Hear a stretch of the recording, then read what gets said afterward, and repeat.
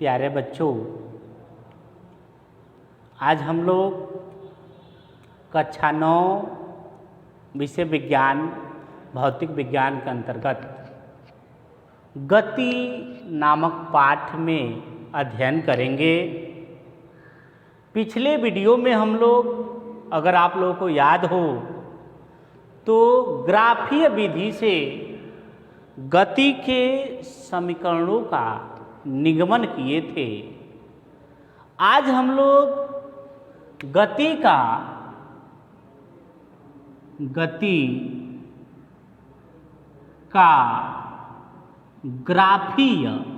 ग्राफीय निरूपण के बारे में पढ़े थे। गति का ग्राफीय निरूपण क्या होता है, इसके बारे में पढ़े थे। प्यारे बच्चों, यदि कोई वस्तु गतिशील है तो उसके गति को हम लोग ग्राफ के द्वारा भी प्रदर्शित कर सकते हैं और इसी को गति का ग्राफीय निरूपण कहते हैं। ग्राफ हम लोग दो प्रकार से बनाते हैं। पहला जो ग्राफ है उसको हम लोग कहते हैं दूरी आवलिक विस्थापन समय ग्राफ। ध्यान से समझेंगे। पहला जो ग्राफ खींचते हैं हम लोग, वह ग्राफ दूरी या विस्थापन का समय के साथ खींचते हैं, और दूसरा जो ग्राफ खींचते हैं वह चाल आवलिक वेग का समय के साथ ग्राफ खींचते हैं। तो आपको स्पष्ट हो गया होगा कि ग्राफ हम दो प्रकार से खींचते हैं। पहला है दूरी आवलिक विस्थापन समय ग्राफ, और दूसरा है चाल आवलिक वेग समय ग्राफ। यानी दूरी का समय के साथ या विस्थापन का समय के साथ ग्राफ, या चाल का समय के साथ या वेग का समय के साथ ग्राफ। अब हम लोग पहला इसमें से पढ़ेंगे। पहला ग्राफ क्या है? दूरी समय ग्राफ या विस्थापन समय ग्राफ। दूरी आवलिक विस्थापन समय ग्राफ। किसे हम दूरी आवलिक विस्थापन समय ग्राफ कहेंगे, इसको जान लेंगे।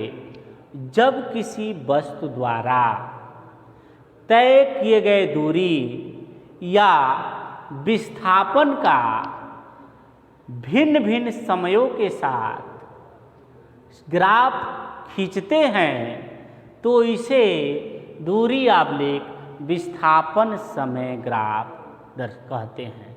चाहे आप बताएंगे वह ग्राफ जो किसी गतिशील वस्तु द्वारा तय की गई दूरी या किए गए विस्थापन का भिन्न भिन्न समयों या लिए गए समय के साथ ग्राफ प्लाट करते हैं, तो इस ग्राफ को दूरी आवलिक विस्थापन समय ग्राफ कहते हैं। इस ग्राफ को खींचने के लिए प्यारे बच्चों, आप लोग को निर्देशांक ज्यामिति पढ़ाया गया होगा गणित में। उसमें दो अक्ष आपको बताए गए होंगे। एक x अक्ष होता है और दूसरा जो होता है वह y अक्ष होता है। ये आपका x अक्ष हो गया और दूसरा y अक्ष हो गया। इस ग्राफ को खींचने के लिए समय को हम लोग x अक्ष की ओर लिखते हैं और विस्थापन अथवा दूरी को हम लोग y अक्ष की ओर लिखते हैं। दूरी आवलिक विस्थापन।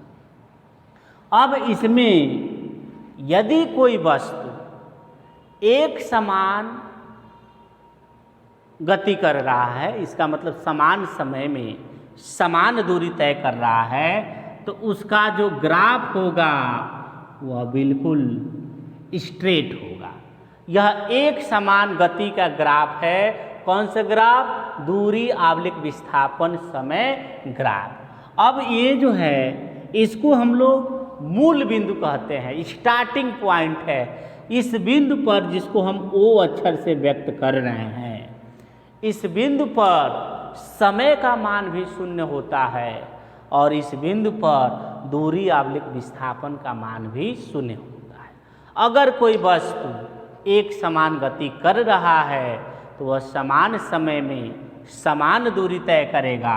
यदि मान लीजिए वह 1 सेकेंड में 2 मीटर की दूरी तय करता है, तो अगले 1 सेकेंड में भी वह 2 मीटर की ही दूरी तय करेगा। अगले 1 सेकेंड में भी वह फिर से 2 मीटर की ही दूरी तय करेगा। अब इसमें हम क्या करते हैं, इसको डॉटेड से ऐसे मिलाते हैं कि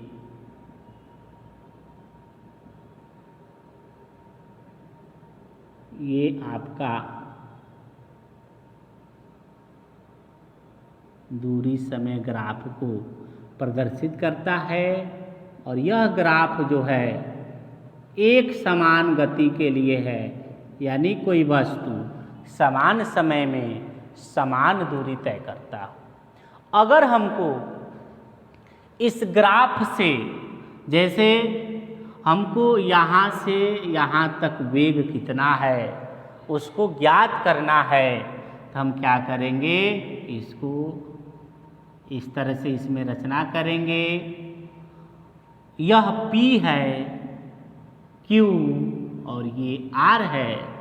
तो दूरी समय ग्राफ में जब हम वेग निकालेंगे, अगर आपसे पूछा जाए दूरी समय ग्राफ से आपको क्या प्राप्त होता है, तब बताएंगे दूरी समय ग्राफ से हम किसी वस्तु की चाल ज्ञात कर सकते हैं, या विस्थापन समय ग्राफ से हम किसी वस्तु का वेग ज्ञात कर सकते हैं। तो चाल आवलिक वेग बराबर होगा ग्राफ का ढाल, ग्राफ का ढाल। ये ढाल, अब P से Q तक अगर हमको वेग ज्ञात करना है तो ये हो जाएगा, ढाल को अब कैसे निकालेंगे, यह बटा यह, यानी QR बटा PR। ये हो गया दूरी समय ग्राफ या विस्थापन समय ग्राफ में वस्तु की चाल अथवा वेग। इस तरह से हम दूरी समय ग्राफ से किसी वस्तु की चाल की गणना कर सकते हैं या किसी वस्तु की वेग की। अगर मान लेते हैं हमको यहाँ से, यानी O से लेकर यहाँ तक के लिए हमको वेग ज्ञात करना होता, तो हम क्या करते, यह लेते, यानी इसमें ढाल कितना हो जाता, ये हो जाता, और इसमें क्या निकलता हमारा, ये Q, और यहाँ पर अगर हम लिख दें A, तो QA बटे OA, यह इस कण की चाल होती जो दूरी समय ग्राफ से हमको प्राप्त हो रहा है। दूरी समय ग्राफ से हम किसी वस्तु का चाल ज्ञात करते हैं या किसी वस्तु का वेग ज्ञात करते हैं। वेग कब ज्ञात होगा, जब विस्थापन समय ग्राफ रहेगा तब। अब हम अगले ग्राफ को पढ़ेंगे जो है वेग समय ग्राफ या चाल समय ग्राफ। अगला ग्राफ है वेग आवलिक चाल समय ग्राफ। अब देखिए इसको कैसे बताएंगे। यदि कोई वस्तु गतिशील है तो उस वस्तु का वेग का समय के साथ जो ग्राफ खींचते हैं वह वेग या चाल समय ग्राफ कहलाता है। इसमें भी जो गणित में आपको बताया गया है x अक्ष और y अक्ष, ये मूल बिंदु होता है। एक्स अक्ष की ओर हम समय लेते हैं और वाई अक्ष की ओर हम वेग लेते हैं या चाल लेते हैं।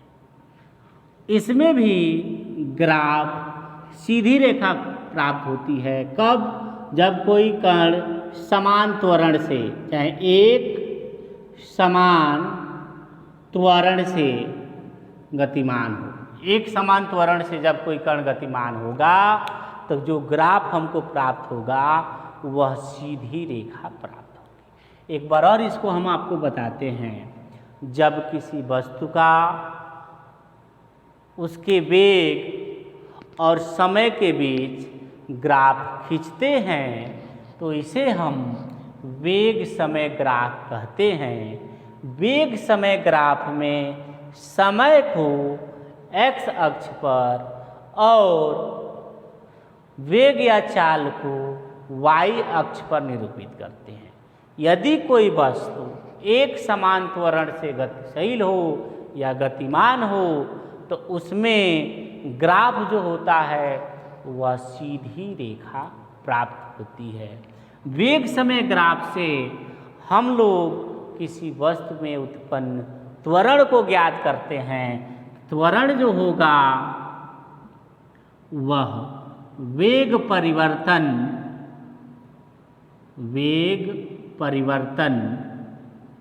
बटा समय अंतराल के बराबर हो गया। और वेग में परिवर्तन इस ग्राफ से हम देखेंगे। कोई वस्तु है और किसी क्षण P पर है और यहाँ पर टाइमिंग जो है T1 है और उसका वेग जो है V1 है।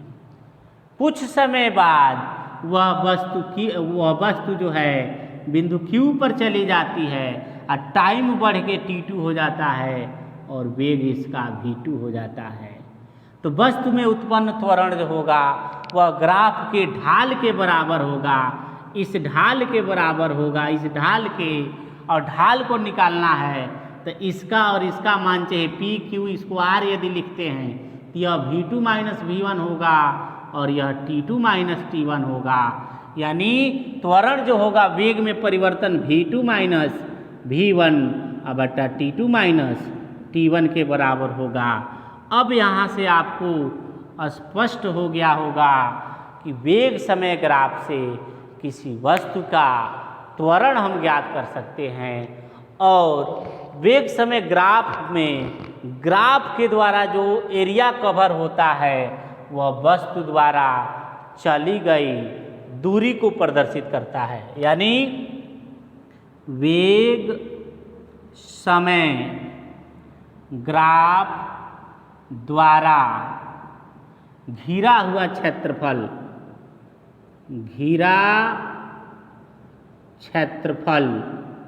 किसको प्रदर्शित करता है? वेग समय ग्राफ द्वारा घिरा क्षेत्रफल वस्तु द्वारा चली गई दूरी को व्यक्त करता है। यानी वेग समय ग्राफ में जो ग्राफ द्वारा एरिया कवर होगा, क्षेत्रफल कवर होगा, वह वस्तु द्वारा चली गई दूरी आब्लिक विस्थापन को प्रदर्शित करता है।